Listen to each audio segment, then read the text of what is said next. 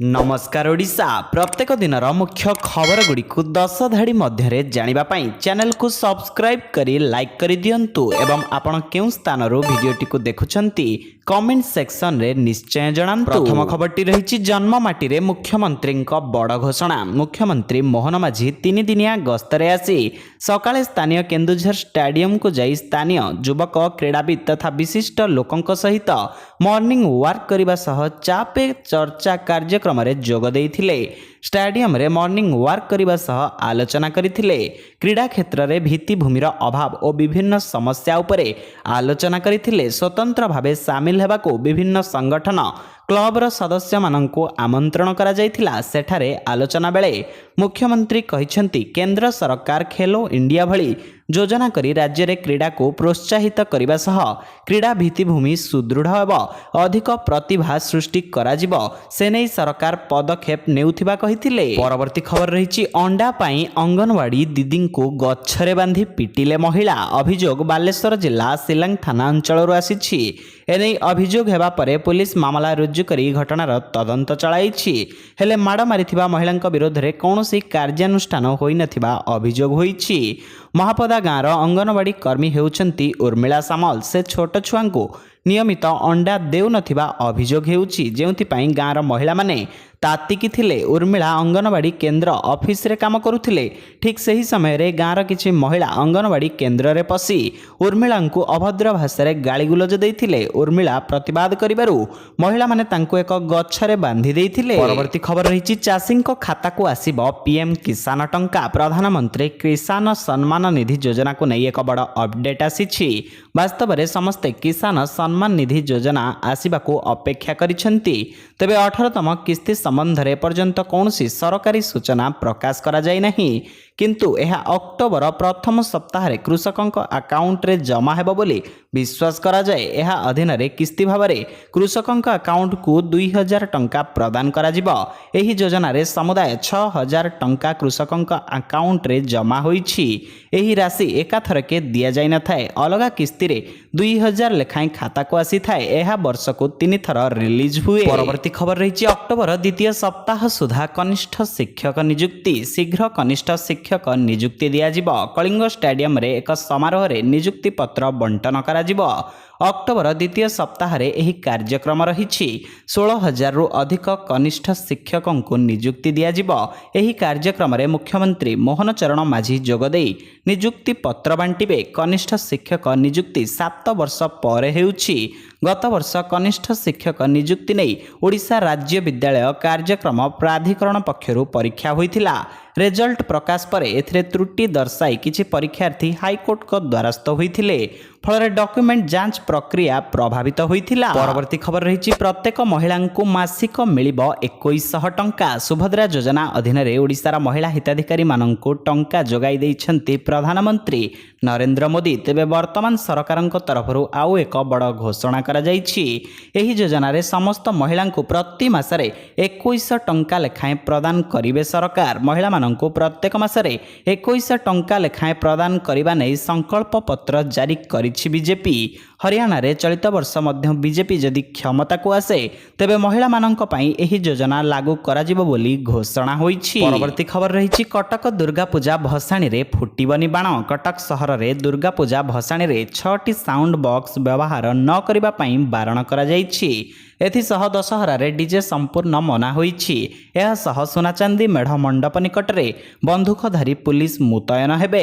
Police पक्षरु आयोजित दुर्गा पूजा प्रस्तुति बैठक परे कटक अतिरिक्त डीसीपी अनिल मिश्र एही सूचना दैछंती। सेहीपरि मांक भसाणी समय रे बाण फुटा जाई परिबनी। राति 10टा पर्यंत शोभा यात्रार अनुमति रहिछि, किंतु जदि राज्य सरकार अनुमति देबे राति 12टा पर्यंत शोभा यात्रा चली परिबो बोली अतिरिक्त डीसीपी सूचना दैछंती। परवर्ती खबर रहिछि मिलिबनी सुभद्रा टंका। सुभद्रा योजनार शुभारंभ परे 25 लाख महिलांक अकाउंट को टंका जाइछि। प्राय 1250 कोटी टंका सुभद्रा हिताधिकारी अकाउंट को क्रेडिट होइछि। जदि कौनसी महिला मासक मोट 1500 टंका किंबा ताठारु अधिक किंबा वार्षिक मोट 18,000 टंका बा ताठारु अधिक कौनसी राज्य किंबा केंद्र सरकारी योजना यथा पेंशन छात्रवृत्ति इत्यादि सहायता ग्रहण करुछंती ସେମାନେ ସୁଭଦ୍ରା ଟଙ୍କା ପାଇବା ପାଇଁ ଅଯୋଗ୍ୟ ବିବେଚିତ ହେବେ।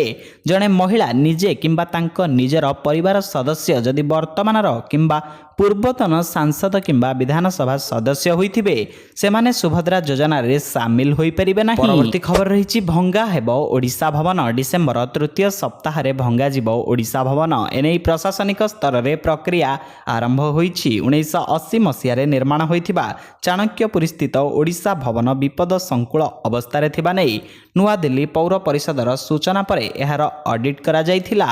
ଏହାପରେ ଚଳିତ ମାସରେ ଗୃହ ବିଭାଗ ଦ୍ୱାରା ଓଡ଼ିଶା ଭବନକୁ ବିପଦ ସଂକୁଳ ବୋଲି ଘୋଷଣା କରାଯାଇଥିଲା। ତେବେ ଏହାକୁ ଭାଙ୍ଗି ନୂଆ କୋଠା ନିର୍ମାଣ କରାଯିବ। ରାଜ୍ୟ ପୂର୍ତ୍ତ ବିଭାଗ ଏହାର ନିର୍ମାଣ କରିବ। ଏହା 7 ମହଲା ବିଶିଷ୍ଟ ହେବ। ଏନେଇ ଦିଲ୍ଲୀ ବିକାଶ ପ୍ରାଧିକରଣକୁ ପୂର୍ତ୍ତ ବିଭାଗ ପ୍ରସ୍ତାବ ଦେଇଛି। ପରବର୍ତ୍ତୀ ଖବର ରହିଛି ବର୍ଷକୁ 2ଟି ଗ୍ୟାସ୍ ସିଲିଣ୍ଡର ମାଗଣା ମିଳିବ।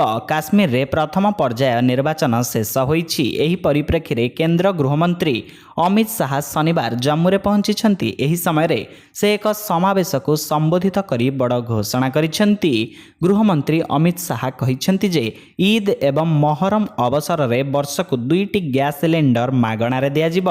କେନ୍ଦ୍ର ଗୃହମନ୍ତ୍ରୀ ଅମିତ ଶାହା ମେହେନ୍ଦରରେ ଏକ ସାଧାରଣ ସଭାକୁ ସମ୍ବୋଧିତ କରି କହିଛନ୍ତି ଜାମ୍ମୁ କାଶ୍ମୀରରେ ଅବଦୁଲ୍ଲା ମୁଫ୍ତି ଏବଂ ନେହେରୁ ଗାନ୍ଧୀ ପରିବାର 90 ଦଶକରୁ ବର୍ତ୍ତମାନ ଯାଏ ଆତଙ୍କବାଦ ବିସ୍ତାର କରିଛନ୍ତି। କିନ୍ତୁ ନରେନ୍ଦ୍ର ମୋଦିଙ୍କ ନେତୃତ୍ୱରେ ଭାଜପା ସରକାର ଜାମ୍ମୁ କାଶ୍ମୀରରୁ ଆତଙ୍କବାଦକୁ ସମାପ୍ତ କରିଛି। ଏଠାରେ ଥିବା ଯୁବକମାନଙ୍କୁ ପଥର ବଦଳରେ ହାତରେ ଲାପଟପ୍ ଦିଆଯାଇଛି। ପରବର୍ତ୍ତୀ ଖବର ରହିଛି ଅମରପ୍ରୀତ ସିଂ ହେବେ ନୂଆ ବାୟୁସେନା ମୁଖ୍ୟ। ଏୟାର ମାର୍ଶାଲ ଅମରପ୍ରୀତ ସିଂ ହେବେ ବାୟୁସେନାର ନୂଆ ମୁଖ୍ୟ। ବର୍ତ୍ତମାନ ସେ ବାୟୁସେନାରେ ଉପମୁଖ୍ୟ ଭାବେ କାର୍ଯ୍ୟରତ ଅଛନ୍ତି। ବର୍ତ୍ତମାନ ଏୟାର ମାର୍ଶାଲ ବିବେକ ରାମ ଚୌଧୁରୀ ବାୟୁସେନାର ମୁଖ୍ୟ ଭାବେ କାର୍ଯ୍ୟରତ ଅଛନ୍ତି। ସେ ସେପ୍ଟେମ୍ବର 30ରେ ଅବସର ନେବେ। ଏହାପରେ ସେହିଦିନ ଅପରାହ୍ନରେ ବାୟୁସେନା ମୁଖ୍ୟ ଭାର ଗ୍ରହଣ କରିବେ ଅମରପ୍ରୀତ। 1984ରେ ବାୟୁସେନାରେ ପାଦ ଥାପିଥିବା ଅମରପ୍ରୀତ ବର୍ତ୍ତମାନ ବାୟୁସେନାର ଉପମୁଖ୍ୟ ଭାବେ କାର୍ଯ୍ୟରତ ଅଛନ୍ତି। 2023 ଫେବୃଆରୀରେ ସେ ଏହି ପଦ ଗ୍ରହଣ କରିଥିଲେ। ପରବର୍ତ୍ତୀ ଖବର ରହିଛି ସର୍ବୋଚ୍ଚ ଜଳସ୍ତର ଛୁଇଁଲା ହୀରାକୁଦ ଜଳଭଣ୍ଡାର। ପ୍ରବେଶ କରୁଛି 56,392 କ୍ୟୁସେନ୍ ଜଳ।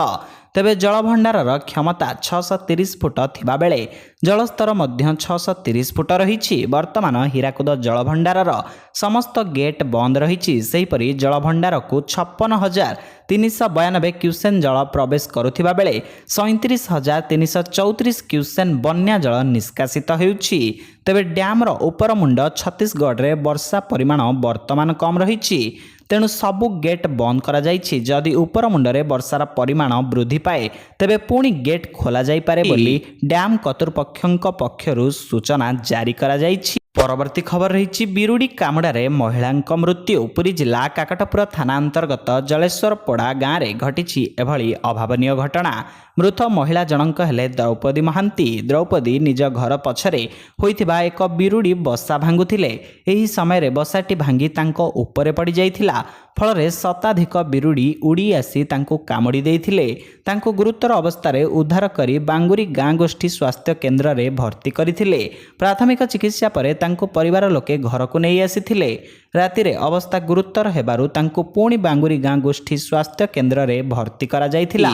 ସେଠାରେ ଚିକିତ୍ସାଧୀନ ଅବସ୍ଥାରେ ଦ୍ରୌପଦୀଙ୍କର ମୃତ୍ୟୁ ଘଟିଛି। ପରବର୍ତ୍ତୀ ଖବର ରହିଛି ପଶୁପାଳନ କରି ହୋଇପାରିବେ କୋଟିପତି। ପଶୁପାଳନ ପାଇଁ ସରକାର ବିଭିନ୍ନ ପ୍ରକାର ପ୍ରୋତ୍ସାହନ ଦେଉଛନ୍ତି। ଏଥିପାଇଁ ସରକାର ଜାତୀୟ ପଶୁ ସମ୍ପଦ ମିଶନ ଯୋଜନା ଚଳାଉଛନ୍ତି। ଏହି ଯୋଜନା ଅଧୀନରେ କୃଷକମାନଙ୍କୁ ଜାତୀୟ ପଶୁପାଳନ ମିଶନ ମାଧ୍ୟମରେ ପଶୁପାଳନ ପାଇଁ ସହାୟତା ଏବଂ ସବସିଡି ପ୍ରଦାନ କରାଯାଉଛି। ପଶୁପାଳକ 1 କୋଟି ଟଙ୍କା ଋଣ ନେଇ ମେଣ୍ଢା ଛେଳି ପାଳିବା ଏବଂ ଅନ୍ୟାନ୍ୟ ପଶୁପାଳନ ୟୁନିଟ୍ ସ୍ଥାପନ କରିପାରିବେ।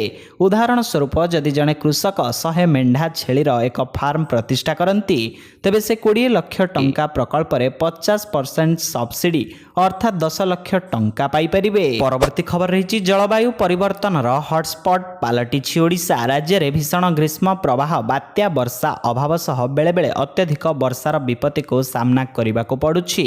ପାଣିପାଗର ଏଭଳି ଚରମ ରୂପ ସ୍ୱାସ୍ଥ୍ୟ ଓ କୃଷିକୁ ଗୁରୁତର ଭାବେ ପ୍ରଭାବିତ କରୁଛି। ପାଗରେ ଅଚାନକ ପରିବର୍ତ୍ତନ ଯୋଗୁଁ ବୃଦ୍ଧ, ଶିଶୁ ଏବଂ ରୋଗାକ୍ରାନ୍ତ ଲୋକଙ୍କ ଶରୀର ତାହାକୁ ସହିପାରୁନି। ଅନିୟମିତ ବର୍ଷା ଯୋଗୁଁ ଫସଲ ପରିଚାଳନା ଯୋଜନା ବିଗିଡ଼ି ଯାଇଛି। ବୁଣାବୁଣିରୁ ଅମଳ ପର୍ଯ୍ୟନ୍ତ ସବୁର ସମୟ ଏପାଖ ସେପାଖ ହେଉଛି ବିଶେଷଜ୍ଞ ଚେତାଇ ଦେଇଛନ୍ତି। ପାଣିପାଗର ଏ ବିଚିତ୍ର ଧାରା ଆଗକୁ ଆହୁରି ବଢ଼ିବ। ବର୍ଷା ହେବ ହେଲେ ମାଟି ବତୁରିବ ନାହିଁ। ଏପଟେ ବନ୍ୟା ହେଲେ ସେପଟେ ମରୁଡ଼ି ପଡ଼ିବ।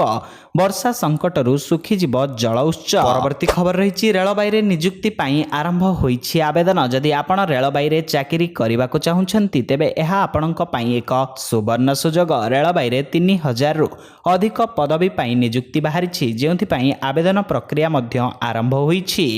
ରେଳବାଇ ନିଯୁକ୍ତି ବୋର୍ଡ ଆଜି ଆର୍ଆର୍ବି ଏନ୍ଟିପିସି ନିଯୁକ୍ତି 2024 ପାଇଁ ଆବେଦନ ପ୍ରକ୍ରିୟା ଆରମ୍ଭ କରିଛି। ଯେକୌଣସି ପ୍ରାର୍ଥୀ ଯିଏ କମର୍ସିଆଲ ସହ ଟିକେଟ୍ କ୍ଲର୍କ, ଜୁନିୟର କ୍ଲର୍କ ଏବଂ ଟ୍ରେନ୍ କ୍ଲର୍କ ଇତ୍ୟାଦି ପଦବୀରେ ନିଯୁକ୍ତି ପାଇଁ ଆବେଦନ କରିବାକୁ ଚାହାନ୍ତି ସେମାନେ ଆର୍ଆର୍ବିର ଅଫିସିଆଲ ୱେବସାଇଟ୍ rrbapply.gov.inରେ ଏହାର ସିଧାସଳଖ ଲିଙ୍କ ପାଇପାରିବେ। ପରବର୍ତ୍ତୀ ଖବର ରହିଛି ପନ୍ତ ଇଜ୍ ବ୍ୟାକ୍। ଖାଲି କମ୍ବ୍ୟାକ୍ କରିନାହାନ୍ତି ବରଂ ନିଜ ଯାଦୁ ମଧ୍ୟ ଦେଖାଇଛନ୍ତି। କାର ଦୁର୍ଘଟଣା ଯୋଗୁଁ କ୍ରିକେଟରୁ ଦୂରେଇ ରହିଥିବା ପନ୍ତ ପ୍ରାୟ 2 ବର୍ଷ ପରେ ଟେଷ୍ଟ କ୍ରିକେଟକୁ ଫେରିଛନ୍ତି। ସେ ବାଂଲାଦେଶ ବିପକ୍ଷରେ ନିଜର କମ୍ବ୍ୟାକ୍ ଟେଷ୍ଟ ଖେଳୁଥିବା ବେଳେ ଦ୍ୱିତୀୟ ଇନିଂସରେ ମାରିଛନ୍ତି ଦମଦାର ଶତକ। ଏହା ତାଙ୍କ ଟେଷ୍ଟ କ୍ୟାରିୟରର ଷଷ୍ଠ ଶତକ। ଏହି ଶତକ ହାସଲ କରିବା ପରେ ପନ୍ତ ଟିମ୍ ଇଣ୍ଡିଆର ପୂର୍ବତନ ଅଧିନାୟକ ମହେନ୍ଦ୍ର ସିଂ ଧୋନିଙ୍କ ସମକକ୍ଷ ହୋଇଛନ୍ତି। ଧୋନି ମଧ୍ୟ ଭାରତର ୱିକେଟ୍ ରକ୍ଷକ ଭାବେ ଟେଷ୍ଟ କ୍ରିକେଟରେ ସର୍ବାଧିକ 6ଟି ଶତକ ମାରିଥିଲେ। ଆଜି ପନ୍ତ ମଧ୍ୟ ଶତକ ମାରି ତାଙ୍କ ସମକକ୍ଷ ହୋଇପାରିଛନ୍ତି। ଏଥିସହିତ ଚ୍ୟାନେଲରେ ନୂଆ ଥିଲେ ଆପଣଙ୍କ ଭଲ ପାଇବା ସଦୃଶ ଚ୍ୟାନେଲକୁ ସବସ୍କ୍ରାଇବ୍ କରି ଭିଡ଼ିଓଟିକୁ ଲାଇକ୍ କରିଦିଅନ୍ତୁ। ଜୟ ଜଗନ୍ନାଥ।